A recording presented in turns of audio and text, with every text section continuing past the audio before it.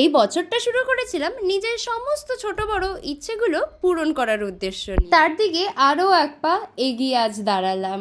আজ আমাদের গোগোর তবলার ক্লাসের প্রথম দিন। আমি আর বৌদিভাই ওকে নিয়ে গেছিলাম, তবে আমাদের থেকে ও যেন একটু বেশি এক্সাইটেড ছিল। আর তারপরেই ছিল আমার নাচের ক্লাস। জানি না কেন হঠাৎই ম্যাম ডেকে পাঠালো, আর গিয়ে দেখি আমি ফার্স্ট ক্যান্ডিডেট, কারণ পুরো নাচের ক্লাস খালি। আর তারপরেই পেলাম সেই শকিং নিউজটা, আজ নাকি আমাদের প্রোগ্রাম, আর সেটাও আমরা এখনই জানলাম।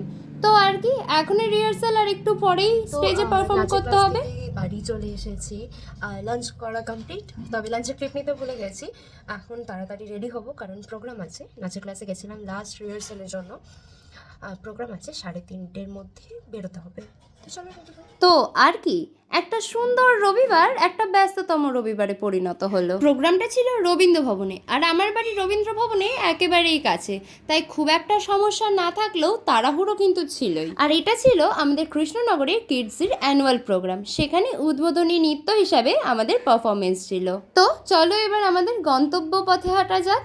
আর আজকে কিন্তু আমি একদম অন টাইম গিয়ে দেখি তখনও প্রোগ্রাম স্টার্ট হয়নি, আর ব্যাক স্টেজ কিছু ফুটেজ তোমাদের সাথে শেয়ার করলাম। তারপর আমাদের পারফরমেন্স তো হলো, তবে তার ভিডিও আমি এখনো পাইনি, পেলে অবশ্যই তোমাদের সাথে শেয়ার করব। আর তারপরেই ছিল এই পুচকেগুলোর ডান্স, বাট ওদের ডান্স এত কিউট লাগছিল দেখতে, কারণ অর্ধেকজন তো ডান্স করছিল না, পিছন ফিরে কার্টুন দেখছিল। তো সবশেষে বেরিয়ে তোমাদের মেহুর সাথে দেখা হয়ে গেল। আচ্ছা বলো তো, তোমরা কারা কারা মেহুকে চেনো? মেহু যেহেতু কিডস স্টুডেন্ট, তাই মেহুরও আজকে প্রোগ্রাম ছিল। তো এই ছিল আমার রবিবারের গল্প।